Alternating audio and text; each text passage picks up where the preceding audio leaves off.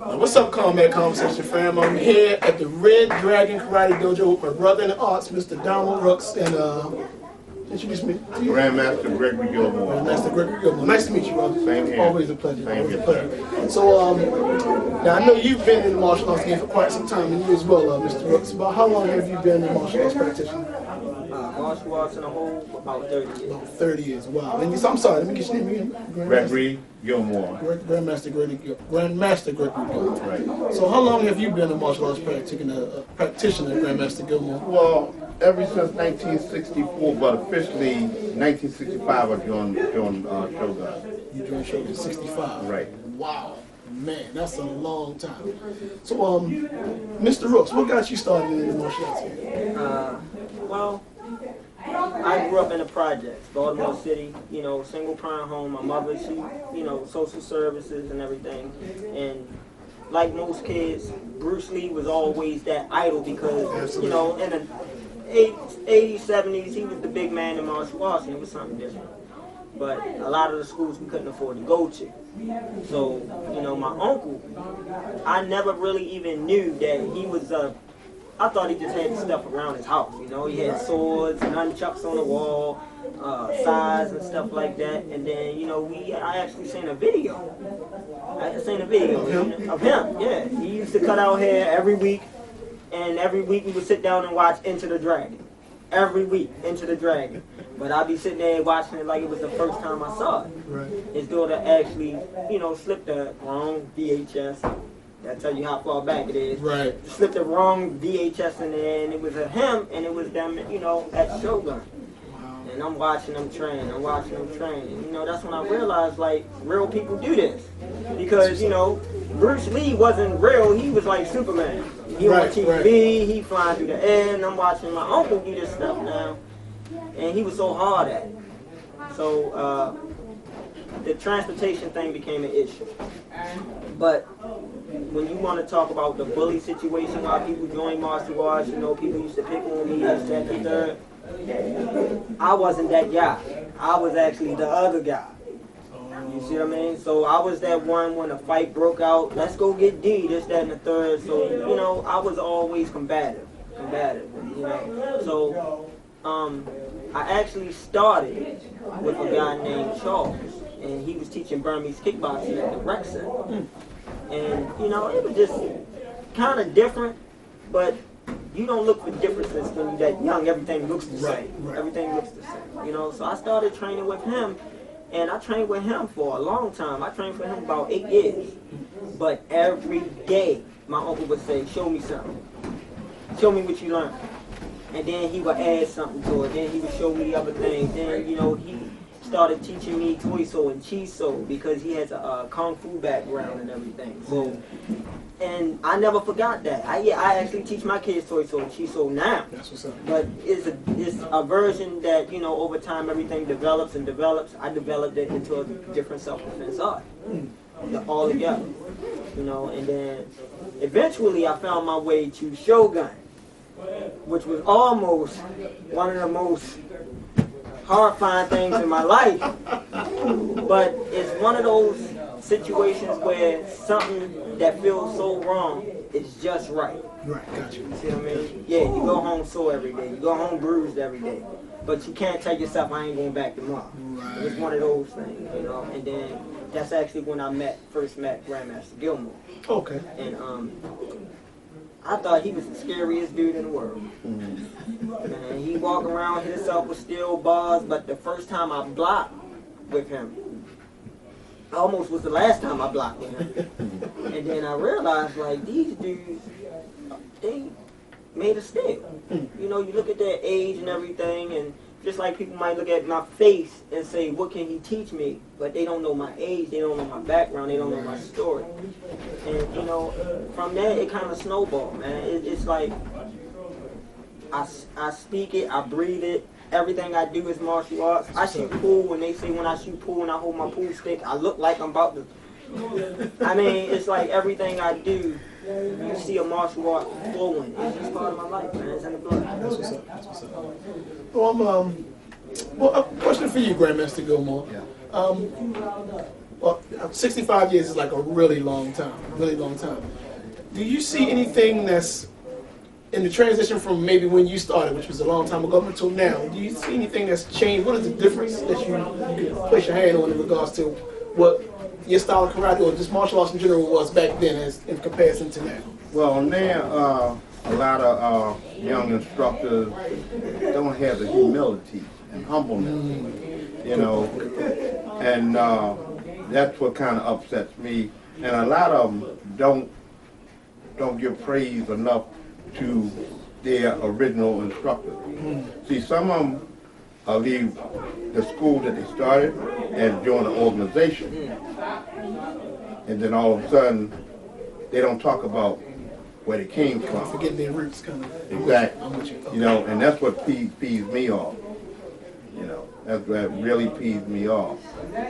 You know, but again, just like Mr. Rooks here, Sensei Rooks, I mean, like, hey, he's a good product of Shogun because I taught his uncle. I got his uncle from the Kung Fu school. And taught his uncle. His uncle came underneath me, and I came underneath Grandmaster Henry Wilson, which is the Grandmaster of all of them, the father, the founder of Shogun, you know. And he did a lot. He did a lot for me because when I joined, I had a high temper, and it didn't take much to tick me off. But after I joined everything, it soothed me down, and I found my way. It made me a better person. Matter of fact, this man, Henry Wilson, changed a lot of our lives. You know, he was a police officer, and a lot of belts followed his footsteps as far as being a police officer. And he was just a nice, pleasant instructor to have. And I think we were very lucky to have him. Although he's not on this earth today, but hey, he's always in the heart of all Shoguns. That's what's up. So, Sensei Rooks, as an instructor, what would you say is what part of teaching or being an instructor do you enjoy the most? For the most part, I like when I see something that I put out there being used. You know, it's not a waste of time. It's pointing case. Yesterday we had a nice good fight night. You know, the young guy Khalil and Levante, they were fighting, and they clashed on each other, and he turned and threw him through the air, and everything just stopped. Even Levante had to look up like, wow. And I was like, he did it. Like, he actually did it. But that's just one thing, you know. But it's always like Sensei's Grandmaster Gilmore's here all the time. You know, I know he sees Shogun through what I do. That's about how I feel when I see them in there and they working out. They, you know, they sweating, and then you hear them try to talk the talk. Gotcha. You know what I mean? They talk the talk. So, and that's kind of what got me out of my trouble spots. You know, the knowledge of me being able to do something somebody else can't. Me knowing the difference between I can hurt you and I can hurt you. Right. You know what I mean? So, and I grew up sickly. I had Crohn's. Well, I still have Crohn's disease. So I spent a lot of my time in the house, and when I did go out, I was always active and athletic, but I couldn't go as long as everybody else. And that's probably why, you know, I kept an attitude all the time. And man, martial arts brought me a long way because I could be where a lot of my friends at right now. I can see it in you, man. That's what's up, man. Grandmaster Gilmore, as a martial artist, what would you consider your most significant accomplishment? Well, I believe my significant accomplishment is when you have influence on other people's lives. Good. You know. And like I said before, I can only give credit to our instructor, old Grandmaster Henry Wilson, because that was the type of person he was. You know, I tell people like this: if I pass away today or tomorrow, as long as somebody talk about me or talk about Sensei Henry Wilson, the spirit lives on. The spirit lives on. Right. You know, I don't have to tell people how good I am or how good I used to be. My students speak for me. Right. You know? Right. Like I say, let your work speak for you. Exactly. Right. And that's what Sensei does, and the rest of it. That's what's up. Black belts that came underneath of me. Right. I remember you showed me that shirt with all the listed. That's crazy. I man. already told him about Grandmaster. Yeah, we had to talk about it out front, man. I had to, you know, that was the first thing I showed him coming in the door. I had to let him know where I came from. This is it. Yeah. Which goes back to what you were saying earlier about your roots. You know, giving props to the ones that came before you. You know, and I mean, in the shows, in the studios, like you are a product of his fruit, the same way that they are a product of yours, man. But that's what's up, man. Now, out there in the front, I see you got a lot of trophies out there, man. Do you still compete? No. Had to give that up, man. No, I had to. I mean, it wasn't an easy thing to do, but for the way I was taught, it was the right thing to do. Obviously, there's a lot of politics in tournaments. Understood. And, you know, it became a money thing. Tournaments used to be more so you testing your physical prowess, you testing what you learned. You know, you basically putting out there everything you're supposed to soak in and see how it fares for you. You know, without the benefit of your instructor telling you to punch, kick, this. You know what I mean? So now it's up to you, because when push comes to shove, at some point you gotta realize that tournaments is not karate. If karate was solely expressed and put out there for self-defense, it was made for the streets.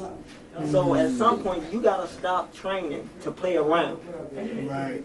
And start training for life. So now you get into a head mode where I go to this tournament, you know, I'm gonna get disqualified because I'm not training this way. I'm training this way, but this way is the correct way. And Shogun is a straight line. It's an arrow. So basically, I cannot train you for a tournament, but I can train you to fight. Whatever happens in between there is up to you, because they don't train you for tournaments. You know, Grandmaster Gilmore, Grandmaster Bessick, when they first taught us how to throw a punch, they hit you. You see what I mean? They hit you, but you got the point instantly. Right. You know what I mean? You got the point instantly. You're like, what was that? But I want to do that. See, at a tournament, they don't want you to do that. And I can't allow that, because that's kind of like putting a mute button on everything I've been learning. And in doing so, when you really need it, you'll find yourself pulling. You know, you can't afford to pull out there on the street. You find yourself wanting to do something and you'll pull without thinking about it when you shouldn't. I refuse to pull when I shouldn't. So I don't pull too much of anything. That's why when you see me jumping in front of my students, they start tightening up, or you see them try to turn to the you ready? they're gonna get hit. Right. So, and that's from this kind of training. Case in point, I had 3 students get robbed. Month before last, I had Lil Rodney, which is the one with the white gi purple belt, the one Kai, black gi yellow belt, and another purple belt who's not here, which is Matt. They got robbed walking home from here. Yeah, they got robbed. Guys pulled knives on them. 3 guys, 2 guys jumped on Lil Rodney. One guy grabbed Lil Rodney around the neck. That same scenario where I said he walked in the boy in the alley. Right. That's why he grabbed him that way, because that's how the boy had the knife to his throat. And the other boy had the knife to Matt's stomach, while the other boy was going through his pockets. And when the boy said stick him, Matt, which is not here, Matt grabbed him, and whatever he did to him caused him to fall and throw the knife in the air. But Lil Rodney was in front of Matt with his back turned, never saw what happened. He didn't even know he was back there. So when Matt took off running, he was running towards Lil Rodney, but he was running in the street.